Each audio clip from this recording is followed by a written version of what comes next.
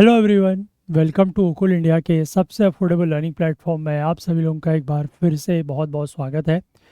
7 नवंबर 2024 Thursday यानी गुरुवार का दिन और इंडियन एक्सप्रेस न्यूज़ एनालिसिस की आईना सीरीज़ लेकर मैं शांतनु सनवाल एक बार फिर से आपके सामने हाजिर हूँ। तो चलिए शुरू करते हैं। तो आज के सेशन पर चलें उससे पहले मैं आपको एक बार फिर से ये बताना चाहूँगा कि हमारा जो ये सी सेट की लाइव क्लासेस का बैच चल रहा है, ये इसमें कुछ सीट्स अभी भी बाकी हैं। अगर आप चाहें तो एनरोल कर सकते हैं। ओनली 999 में ये बैच आपको प्रोवाइड कराया जा रहा है। नीचे डिस्क्रिप्शन में इसका लिंक दिया हुआ है, उसके थ्रू जाके आप इसमें एनरोल कर सकते हैं। और अगर कोई और डिटेल्स आपको चाहिए तो वहाँ पर मिल जाएगी।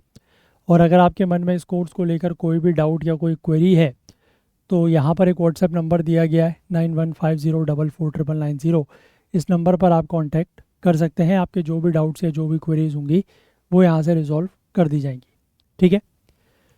और बाकी आगे बढ़ने से पहले मैं आप लोगों से एक रिक्वेस्ट और करना चाहूँगा कि आप में से जो भी लोग इन सेशंस को यूट्यूब पर देखते हैं और आपको किसी भी तरीके की कोई हेल्प या कोई अगर फ़ायदा हो रहा है तो प्लीज़ आगे आएँ और कुछ ना कुछ कंट्रीब्यूट करने की कोशिश ज़रूर करें। यहाँ पर एक क्यूआर कोड और एक यूपीआई आईडी दी गई है, इसका इस्तेमाल करके ज़रूर कुछ ना कुछ कंट्रीब्यूट करने की कोशिश करें सो दैट कि थोड़ी सी हमारी भी हेल्प होगी और डेफिनेटली इसका जो लॉन्ग टर्म फ़ायदा है वो आप लोगों को मिलेगा, इस सेंस में कि जो ये सेशंस हैं वो इसी तरीके से यूट्यूब पर लंबे समय तक चल पाएंगे। ठीक है। चलिए अब हम लोग आज के न्यूज़पेपर पर चलते हैं और जो आर्टिकल्स हैं वो देखते हैं। तो फ्रंट पेज पर तो आज पूरा यही है, दैट इज़ डोनाल्ड ट्रियम्फ।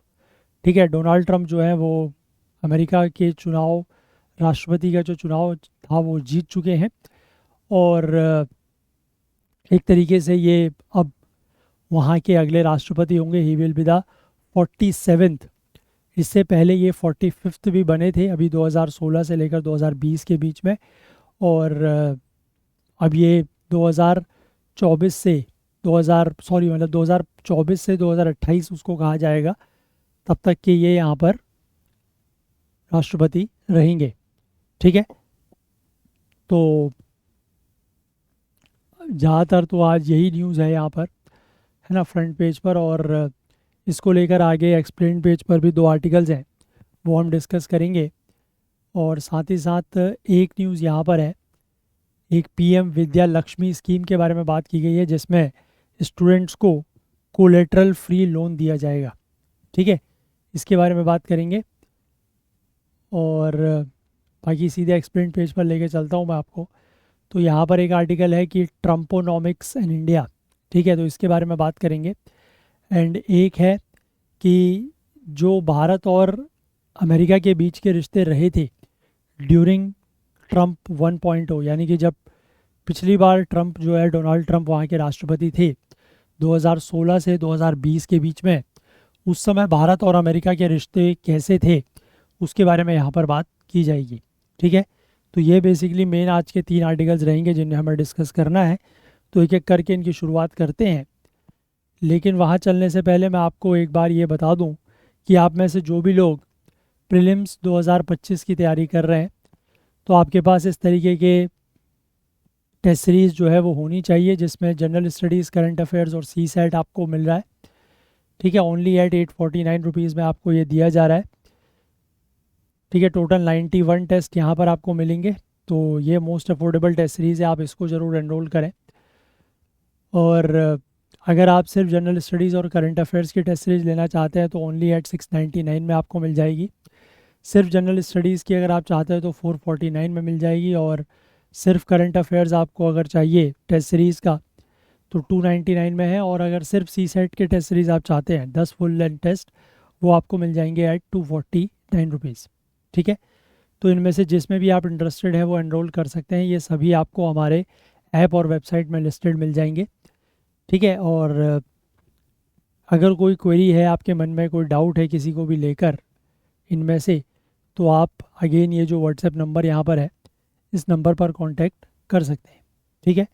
चलिए अब हम लोग न्यूज़पेपर पर चलते हैं और एक एक करके आर्टिकल्स देखते हैं।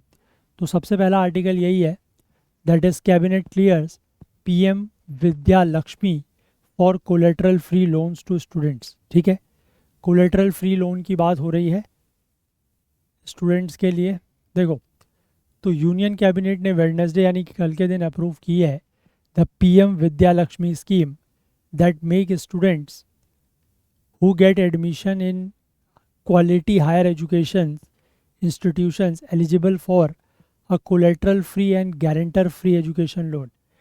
ऐसे स्टूडेंट्स जिनको एडमिशन मिलता है क्वालिटी हायर एजुकेशन इंस्टीट्यूशंस, अभी ये क्वालिटी हायर एजुकेशन इंस्टीट्यूशंस क्या है ये आगे पता लगेगा, ऐसे स्टूडेंट्स एलिजिबल हो जाते हैं कोलेटरल फ्री और गारंटर फ्री लोन के लिए। कोलेटरल फ्री का मतलब है कि कोई आपको कोई चीज़ नहीं रखनी है ना। मतलब जैसे होता है कि आप अगर कोई लोन ले रहे हैं तो उसके बदले में आपको कोई चीज़ जैसे गिरवी रखते हैं, ठीक है, तो वो नहीं रखना है और कोई गारंटर की भी ज़रूरत नहीं है। बिना गारंटर के और बिना कोलेटरल के यहाँ पर एजुकेशन लोन मिलेगा। तो इस स्कीम का जो आउटले है वो 3,600 करोड़ रुपए रखा गया है 2024-25 से लेकर 2030-31 तक के पीरियड के लिए, और लगभग 7 लाख फ्रेश स्टूडेंट जो है उनको इस स्कीम से फ़ायदा मिलेगा। ठीक है, इंटरेस्ट सबवेंशन स्कीम है। इंटरेस्ट सबवेंशन का मतलब है कि इसमें जो इंटरेस्ट लिया जाएगा लोन पर वो भी कुछ कम होगा। ठीक है, स्टूडेंट्स को 75% क्रेडिट गारंटी प्रोवाइड की जाएगी by the central government for loans up to ₹7.5 lakhs, और स्टूडेंट जिनकी एनुअल फैमिली इनकम 8 लाख रुपए तक की है, जो कि और किसी भी गवर्नमेंट स्कॉलरशिप या इंटरेस्ट सबवेंशन स्कीम के लिए एलिजिबल नहीं है, उनको 3% इंटरेस्ट सबवेंशन दिया जाएगा 10 लाख तक के लोन के लिए। ठीक है, इसके बाद आगे लिखा है ये एक एग्जिस्टिंग स्कीम का एडिशन है। एक एग्जिस्टिंग स्कीम और है ऐसी, that is central sector interest subsidy. ठीक है, तो उसके ये एडिशन में है। ये स्कीम क्या करती है, ये फुल इंटरेस्ट सबवेंशन देती है on loans up to ₹10 lakh to students with an annual family income of up to ₹4.5 lakh, जो टेक्निकल और प्रोफेशनल कोर्सेज परस्यू कर रहे हैं उनके लिए।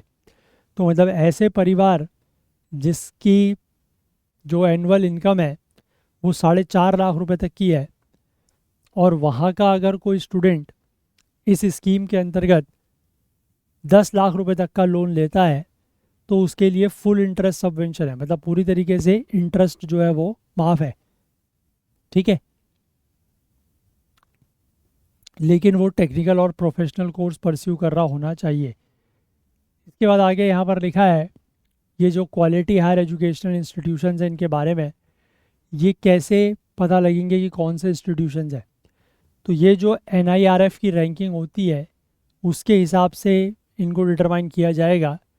स्कीम जो है वो सभी इंस्टीट्यूशंस के ऊपर एप्लीकेबल होगी, चाहे वो गवर्नमेंट हो या प्राइवेट हो, in the top 100 in overall and in other domain specific rankings. ठीक है, यानी कि ओवरऑल जो टॉप 100 इंस्टीट्यूशंस हैं, चाहे वो गवर्नमेंट हो चाहे प्राइवेट हो, NIRF की रैंकिंग के हिसाब से वो कहलाएंगे क्वालिटी हायर एजुकेशन इंस्टीट्यूशंस। ठीक, और बाकी कुछ डोमेन स्पेसिफिक रैंकिंग्स भी होती है ना, कि रिसर्च में इतनी है, टेक्निकल में इतनी है, उस हिसाब से अलग अलग उसके हिसाब से भी वो मतलब उसको माना जाएगा। और साथ ही साथ जो स्टेट गवर्नमेंट के इंस्टीट्यूशंस हैं जिनकी रैंकिंग 101 से 200 है, और सभी सेंट्रल रन इंस्टीट्यूशंस ये क्वालिटी हायर एजुकेशन इंस्टीट्यूशंस की कैटेगरी में आएंगे। ठीक है, इसके बाद लिखा है कि students in the 860 higher education institutions will be eligible and the list will be updated based on NIRF rankings each year. ठीक है, यहाँ पर लिखा है कि 860 हायर एजुकेशन इंस्टीट्यूशंस के स्टूडेंट्स जो है वो एलिजिबल होंगे, और इस लिस्ट को NIRF की रैंकिंग के हिसाब से हर साल जो है वो अपडेट किया जाएगा। इसके बाद ये लिखा है students enrolled in all courses. ठीक है, सिर्फ टेक्निकल कोर्सेज में नहीं, टेक्निकल या प्रोफेशनल कोर्सेज में नहीं, ठीक है, सभी कोर्सेज में जो स्टूडेंट्स एनरोल्ड होंगे वो इस स्कीम के अंतर्गत एलिजिबल है, ये ध्यान रखिएगा।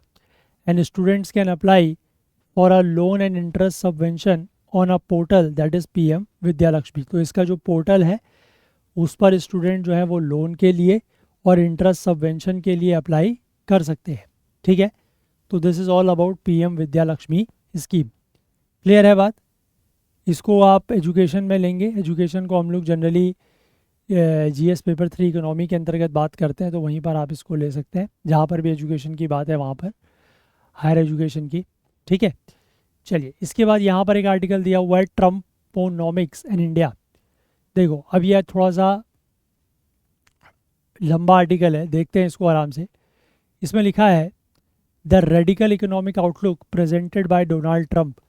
तो डोनाल्ड ट्रंप ने जो एक इकोनॉमिक आउटलुक दिया है वो क्या है कि वो सभी इंपोर्ट्स के ऊपर 20% का टैरिफ लगाएंगे और कार्स के ऊपर 200% की ड्यूटी लगाएंगे, 200% से भी ज़्यादा।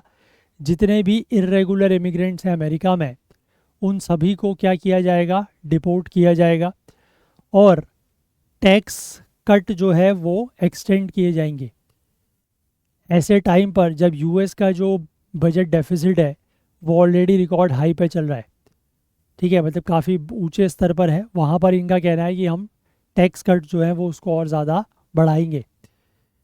अब अगर ये अपनी बात पर कायम रहते हैं और अपनी बात को लेकर अगर ये आगे बढ़ते हैं इसी तरीके से, जब ये चार्ज लेंगे अगले साल की शुरुआत में, क्योंकि 20 जनवरी को, अभी जैसे नवंबर में इलेक्शंस हुए हैं तो रिज़ल्ट वगैरह फाइनलाइज होने में कुछ दिन लगेंगे, लेकिन उसके बाद वहाँ पर जो एक दिन निश्चित है दैट इज़ 20 जनवरी, उस दिन वहाँ पर ये ऑफिशियली अमेरिका के राष्ट्रपति कहलाएंगे। ठीक है, तो अगर ऐसा होता है तो उसके बाद ये कुछ मैक्रो इकोनॉमिक चैलेंजेस पैदा कर सकते हैं। ये जो प्रपोजल्स हैं ये the coming presidency is seen as a positive for American stocks and the dollar. ठीक है, ये जो प्रेसिडेंसी है इसको अमेरिकन स्टॉक्स के लिए और डॉलर के लिए एक पॉजिटिव रूप में देखा जा रहा है। हालांकि ये वहाँ की ट्रेजरी के लिए कुछ कंसर्न्स पैदा करते हैं, क्योंकि इससे फिस्कल प्रोफ्लिगेसी का रिस्क बढ़ता है। फिस्कल प्रोफ्लिगेसी का मतलब है कि आप बिना सोचे समझे जो खर्च करते हैं वो, उसका खतरा बढ़ सकता है। Trump 2.0 could also potentially throw up challenges for India's growth imperative amid possible disruptions in global supply chains। ठीक है, भारत के लिए भी ये एक मतलब इंडिया का जो ग्रोथ है उसके लिए भी ये कुछ चैलेंजेस पैदा कर सकता है। कैसे कि जो ग्लोबल सप्लाई चेन्स है उनमें कुछ डिसरप्शंस आ सकते हैं, ट्रेड वॉर्स हो सकती है, टैरिफ बैरियर्स लगाए जा सकते हैं, साथ ही साथ फॉरेक्स की जो वॉलेटिलिटी है वो बढ़ सकती है, और ग्लोबल फंड फ्लोज जो है उसमें भी कुछ चैलेंजेस या हेडविंड्स आ सकती है।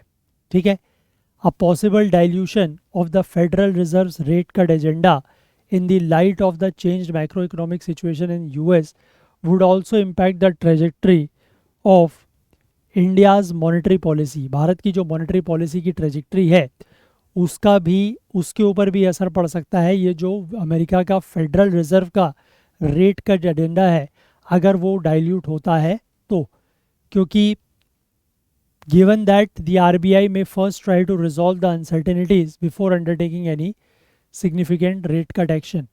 ठीक है, आरबीआई एकदम से जो है वो रेट कट नहीं करेगा, पहले जो भी अनसर्टेनिटीज़ है उनको रिजॉल्व करने की कोशिश की जाएगी और उसके बाद पॉसिबल रेट कट किया जा सकता है। इंडिया की मैं बात कर रहा हूँ।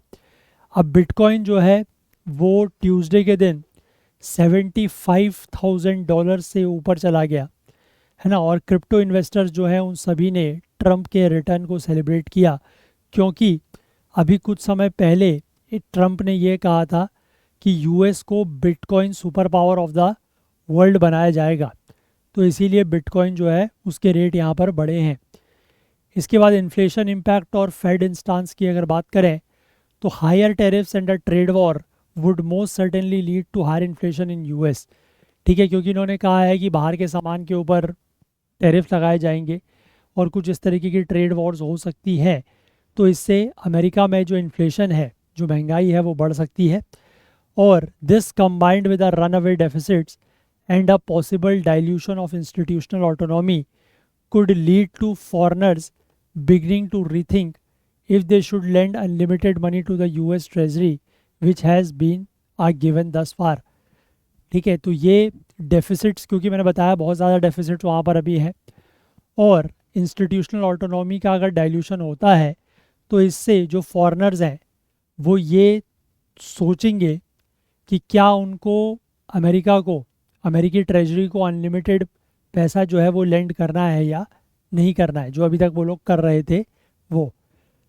तो इस तरीके का जो शिफ्ट है that could mark a possible watershed movement of the scale perhaps of the decision in early 2022। जिस तरीके के डिसीजन 2022 की शुरुआत में लिए गए थे कि रशिया के फॉरेन एसेट्स को फ्रीज कर देना है, ठीक है, जिससे पूरे दुनिया के जो फॉरेन ये सेंट्रल बैंक्स इंक्लूडिंग आरबीआई, उनको क्या करना पड़ा, उनको फिजिकल गोल्ड बाय करना पड़ा रादर देन डेरिवेटिव्स और एक्सचेंज ट्रेडेड फंड्स, जो कि गोल्ड के प्राइस को ट्रैक करता है। ठीक है, तो ये सब चीज़ें हुई।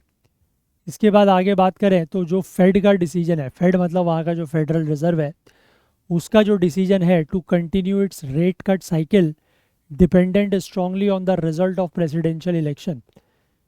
ठीक है, उसका जो ये फैसला था कि वो अपना, क्योंकि लगातार वो रेट कट करता रहता है, ये इसके ऊपर डिपेंडेंट था, प्रेसिडेंशियल इलेक्शन के रिजल्ट के ऊपर।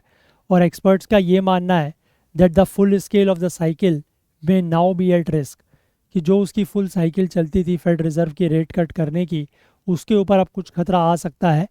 हालांकि ट्रंप ने प्रॉमिस किया है कि टैक्स कट्स दिए जाएंगे और टैरिफ बैरियर्स लगाए जाएंगे which could and up stimulating the American economy. इससे अमेरिका की इकोनॉमी को जो है वो फ़ायदा होगा, कम से कम शॉर्ट टर्म में तो होगा। एनालिस्ट का लेकिन ये प्रेडिक्ट करना है कि that could eventually stoke inflation, इससे इन्फ्लेशन बढ़ सकती है और ये लाइकली फोर्स कर सकता है फेड को to end its rate cutting cycle sooner, कि वो अपनी जो ये रेट कटिंग की उसकी साइकिल थी उसको जल्द ख़त्म कर दे। ऐसा करने के लिए जो फेड है वो मजबूर हो सकता है। That could give implications for the monetary easing plans of other countries. तो बाकी देशों की जो मॉनेटरी ईजिंग प्लान्स है उसके ऊपर असर पड़ सकता है including India, and such policies could may pause the interest rate cycle globally. तो इससे क्या हो सकता है, इस तरीके की पॉलिसीज़ से जो इंटरेस्ट रेट साइकिल है वो पूरे के पूरे दुनिया में रुक सकती है, कि मतलब वो बहुत ज़्यादा रेट्स जो है वो कट नहीं कर पाएंगे। Rates and forex market could be a causality, यानी कि ये कैजुअलिटी हो सकती है, मतलब इनके ऊपर असर पड़ सकता है। The spillover of bond and foreign reserve foreign exchange volatility via the global financial markets route would mean the aim of financial stability may precede inflation management, and central banks including the RBI would want to see these uncertainties resolved before acting। ठीक है, तो इससे ये हो सकता है कि financial stability का एम हो पहले, है ना, प्रीसीडिंग द इन्फ्लेशन मैनेजमेंट, और सेंट्रल बैंक्स इंक्लूडिंग आरबीआई वो पहले इन अनसर्टेनिटीज़ को देखना चाहेगा कि अनसर्टेनिटीज़ रिजॉल्व हो जाए और उसके बाद एक्ट करेगा। This makes the December rate cut called tricky and possibly a shallower rate cut cycle following the Fed। ठीक है, तो उम्मीद थी कि जब दिसंबर में मॉनेटरी पॉलिसी कमेटी की मीटिंग होगी इंडिया में तो वहाँ पर कुछ रेट कट्स अनाउंस किए जा सकते हैं, लेकिन अब ऐसा होना थोड़ा सा मुश्किल लग रहा है।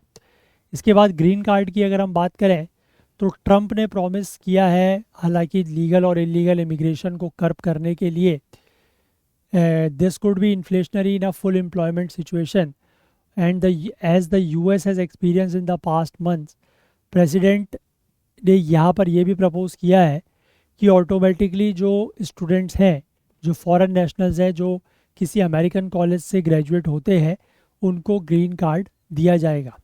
ठीक है, ग्रीन कार्ड का मतलब क्या है कि फिर वो वहाँ पर रह सकते हैं हमेशा के लिए, फिर उनको वीज़ा वगैरह की ज़रूरत नहीं पड़ती। इसके बाद domestic investments, demand related themes and financials could benefit from weak US dollar on account of lower import. ठीक है, क्योंकि इंपोर्ट कम होगा, ऑब्वियसली बात है, अगर टैरिफ्स वगैरह बढ़ाए जाएंगे तो import cost and elevated interest rates respectively. Near term में हाउएवर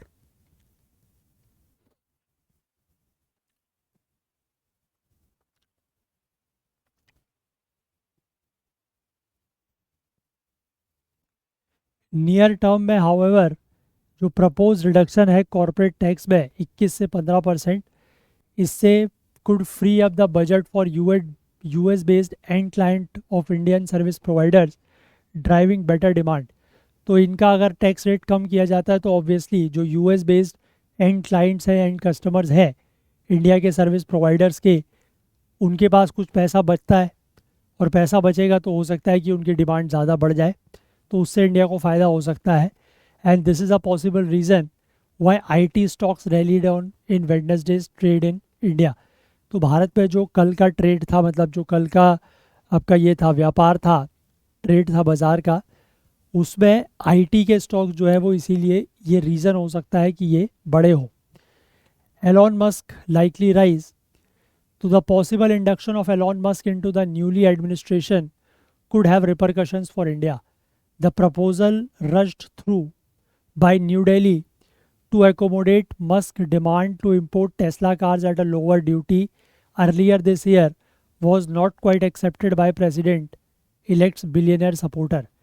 ठीक है, तो ये एक फैसला था जिसको, जो प्रपोज़ल था न्यू दिल्ली का, कि मस्क की जो डिमांड है कि टेस्ला कार्स को लोअर ड्यूटी में इंपोर्ट किया जाए, इसको वहाँ के जो मतलब प्रेसिडेंट इलेक्ट, मतलब ये डोनाल्ड ट्रंप के जो सपोर्टर है, उन्होंने बहुत ज़्यादा एक्सेप्ट नहीं किया। तो अब हो सकता है कि इस डील को और ज़्यादा स्वीट बनाने के लिए प्रेशराइज किया जाए। The lobbying for Musk in other areas such as satellite spectrum allocation और space launches could also get more vocal across की ग्लोबल मार्केट्स इंक्लूडिंग इंडिया। तो मस्क को बेसिकली यहाँ पर एक तरीके से फ़ायदा इससे होगा, ठीक है, ऐसा यहाँ पर बताया जा रहा है। और Fed meet and China stimulus, तो there are two external events to watch out for now. The पहला is, the first one is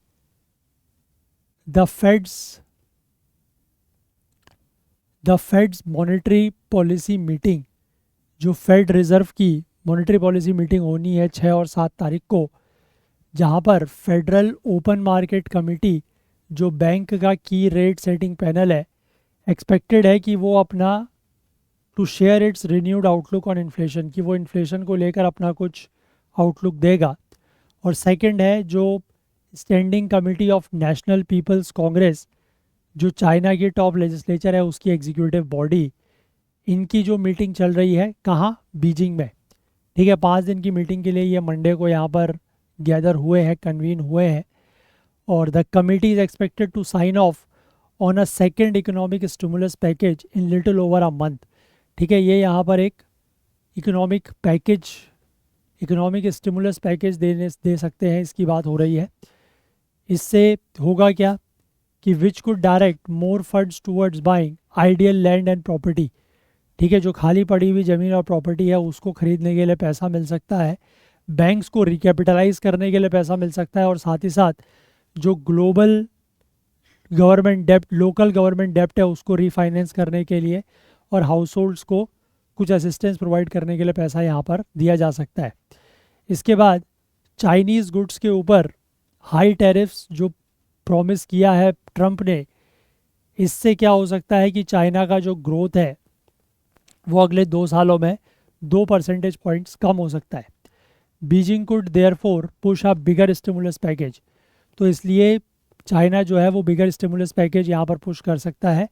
Nomura यहाँ पर एंटिसिपेट करता है कि इवेंचुअल, नोमुरा बेसिकली एक फाइनेंशियल इंस्टीट्यूशन है बेस्ड ऑन जापान, ये एंटिसिपेट करता है कि the eventual scale of China's physical stimulus package to reach 2 to 3% of GDP annually over the next several years, यानी कि अगले कुछ सालों में चाइना जो है वो अपनी जीडीपी का 2 से 3% तक स्टिमुलस पैकेज दे सकता है।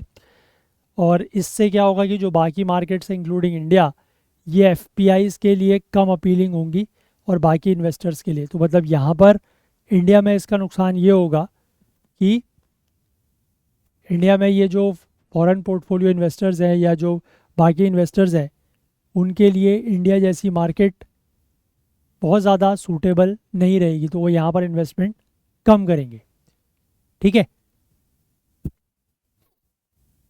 आई होप बात समझे, थोड़ा बहुत भी समझे तो ठीक है।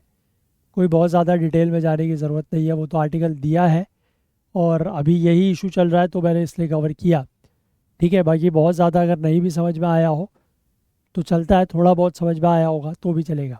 ठीक है, इसके बाद आगे मैं बात करूँ इस वाले आर्टिकल की कि ट्रम्प 1.0 के दौरान भारत और इंडिया के रिश्ते जो है वो कैसे थे, उसके बारे में थोड़ा सा देख लेते हैं। तो इंडिया जो है वो इस एक स्ट्रेटेजिक पार्टनर से एक इंडिस्पेंसिबल पार्टनर बन जाता है यूनाइटेड स्टेट्स का डोनाल्ड ट्रंप के फर्स्ट टर्म के दौरान एज प्रेसिडेंट बिटवीन 2017 एंड 2021।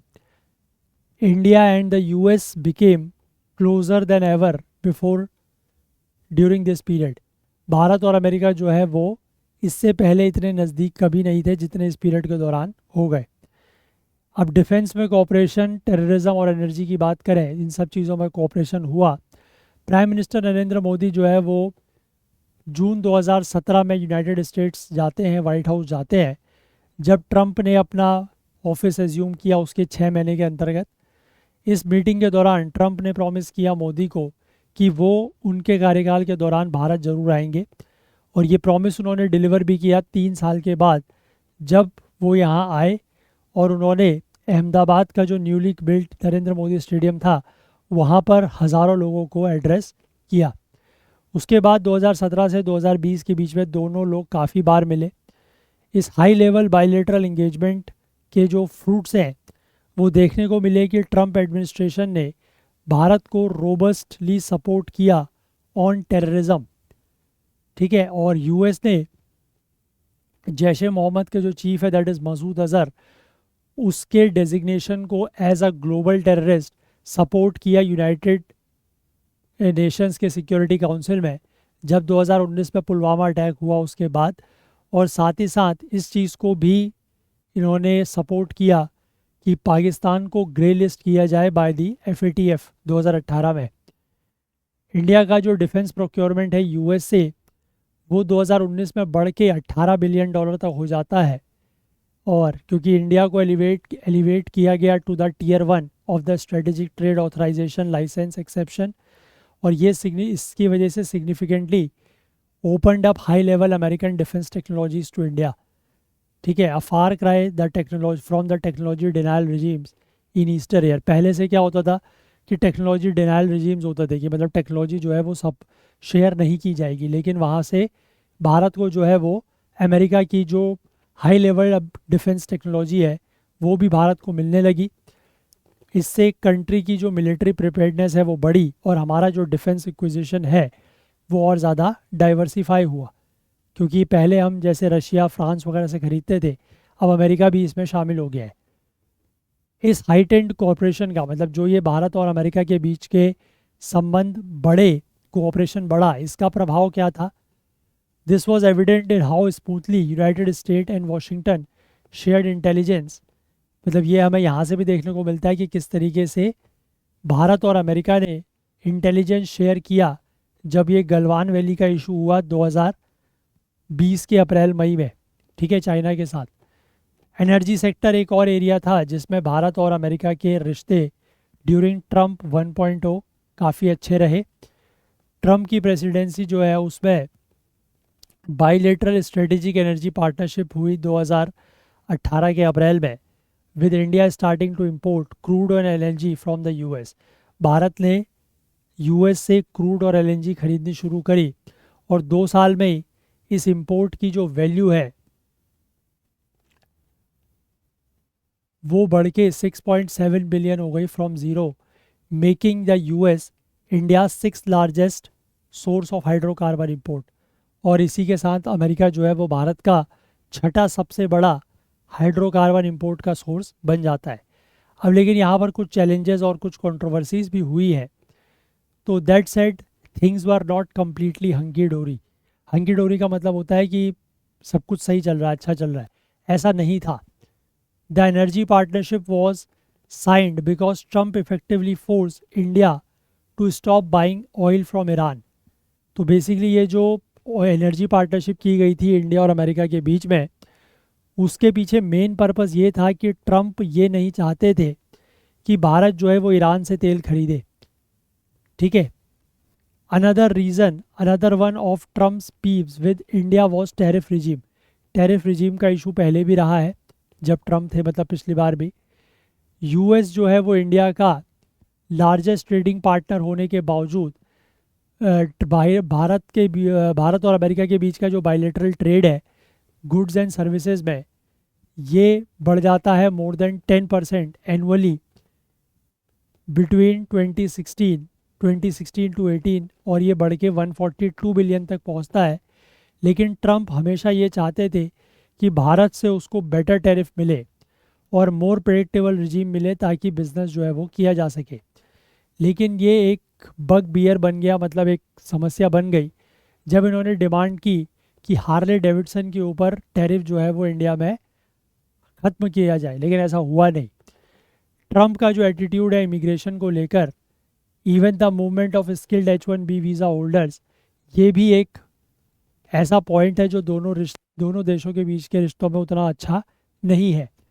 लेकिन जो सिंगल बिगेस्ट कंट्रोवर्सी थी भारत और अमेरिका के बीच में अंडर द ट्रम्प, वो हुई जब प्रेसिडेंट ने ऑफ़र किया कि वो भारत और इस्लामाबाद यानी कि इंडिया और पाकिस्तान के बीच में कश्मीर इशू को लेकर मीडिएट कर सकता है। उसने ऐसा ऑफ़र किया, एक long standing no go for Indians. हालांकि इंडिया इस बात के ऊपर ये बिल्कुल भी नहीं चाहता कि कोई इसमें मीडिएशन हो। This came as he attempted to nuance his otherwise critical position on Pakistan in the run-up to the US troop withdrawal from Afghanistan। ठीक है, जब यूएस के ट्रूप का विड्रॉल हो रहा था अफ़गानिस्तान से, तो उस समय इन्होंने पाकिस्तान के ऊपर एक क्रिटिकल पोजीशन रखी थी। ठीक है, उस समय अमेरिका और तालिबान के बीच में पाकिस्तान मीडिएट कर रहा था। But having gone as far as saying that Modi asked him to mediate between India and Pakistan, Trump quickly backtracked to the official US position that Washington will be willing to mediate only if both sides want। ठीक है, तो इसमें मतलब ये तक कहा गया कि जो मोदी है उन्होंने इनसे कहा है कि वो इंडिया और पाकिस्तान के बीच में मीडिएट करें। ठीक है, हालांकि ऐसा कहा नहीं होगा, लेकिन इन्होंने ये बात इस तरीके की चलाई। तो बाद में हालांकि इन्होंने अपनी जो पोजीशन है वो वापस करी और ये कहा कि अमेरिका जो है वो सिर्फ तभी मीडिएट करेगा अगर दोनों साइड चाहते हो तो। चाइना जो है वो दोनों देशों का कॉमन राइवल था और स्ट्रेटेजिक थ्रेट भी था। तो most significant contribution to Donald Trump was to firmly establish China as the strategic threat and a rival. और यही एक स्ट्रेटेजिक ग्लू बनता है फॉर इंडो यूएस टाइज। इनके टेन्योर के दौरान इन्होंने ना सिर्फ जो क्वाड ग्रुपिंग थी इंडिया, यूएस, ऑस्ट्रेलिया और जापान, उसको रिवाइव किया, साथ ही साथ इन्होंने ऐसी स्ट्रेटजी भी लेआउट करी कि चाइना का जो एग्रेसिव बिहेवियर इंडो पैसिफिक में उसको भी कन्फ्रंट किया जाएगा। तो Trump also had a non commentative approach on India's human rights record. ठीक है, भारत के ह्यूमन राइट्स रिकॉर्ड के ऊपर भी इन्होंने कोई कमेंट नहीं किया और इस चीज़ को दिल्ली ने या इंडिया ने अप्रिशिएट किया है। ठीक है, तो आई होप आप बात समझ गए कि 2016 से 20 कह लें, 17 से 21 कह लें, उस दौरान जब ट्रम्प प्रेसिडेंट थे तो किस तरीके के रिश्ते रहे हैं बिटवीन इंडिया एंड अमेरिका, और कुछ इसी तरीके के रिश्ते हो सकता है कि अगले आने वाले 4-5 सालों में भी रहें जब तक ट्रम्प अब राष्ट्रपति रहेंगे। ठीक है, तो आई होप क्लियर है बात। तो अभी बेसिकली यही इश्यूज चल रहे हैं, तो इसलिए हम पिछले 2-3 दिन से इसी तरीके के आर्टिकल्स कवर कर रहे हैं। आप खुद भी न्यूज़पेपर में देखिएगा, और कुछ है नहीं खास। और एक ही आर्टिकल था जो पीएम विद्या लक्ष्मी वाला, वो मैंने यहाँ से कवर कर लिया आपके लिए। ठीक है, चलिए, तो सेशन लंबा नहीं है, छोटा सेशन है, तो अच्छी बात है। आप लोग अपना टाइम जो है, कुछ अगर बैकलॉग्स बचे हुए वीडियोज़ के वो देख सकते हैं, या फिर अपने स्टैटिक पोर्शन के ऊपर आप फोकस कर सकते हैं। चलिए, तो जाने से पहले मैं एक बार फिर से आपको ये याद दिलाऊं कि अगर आप प्रीलिम्स 2025 की तैयारी कर रहे हैं, ये आपका टारगेट है क्लियर करना, तो आप के पास इस तरीके की एक test series general studies current affairs CSAT की होनी चाहिए। तो आप चाहें तो इस पर एनरोल कर सकते हैं। अगर आप सिर्फ जनरल स्टडीज़ और करंट अफेयर्स की टेस्ट सीरीज़ चाहते हैं तो ये आपको 699 में मिल जाएगी। सिर्फ जनरल स्टडीज़ की अगर बात करें तो ओनली 449 में। सिर्फ करंट अफेयर्स की चाहते हैं तो 299 में मिल जाएगी, और सिर्फ सी सेट के टेस्ट चाहते हैं 10 फुल लेंथ तो वो आपको मिल जाएंगे एट 249 रुपीज़। ठीक है, और आप हमारे ऐप को जो है वो प्ले स्टोर से ज़रूर डाउनलोड करें।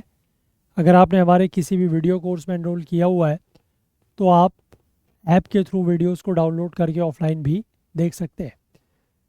साथ ही साथ जाने से पहले मैं एक बार फिर से रिक्वेस्ट करना चाहूँगा कि अगर आपको ये सेशंस हेल्पफुल लगते हैं, किसी भी तरीके की मदद अगर आपको यहाँ से मिल रही है तो प्लीज़ कुछ ना कुछ कंट्रीब्यूट करने की कोशिश ज़रूर करें, सो दैट कि आपका यहाँ से जो भी फ़ायदा हो रहा है उसके लिए अगर आप कंट्रीब्यूट करेंगे तो थोड़ा सा हमारी भी हेल्प होगी, और डेफिनेटली इसका लॉन्ग टर्म बेनिफिट आपको ये मिलेगा कि यूट्यूब पर सेशन जो है वो लंबे तरह समय तक चल पाएंगे।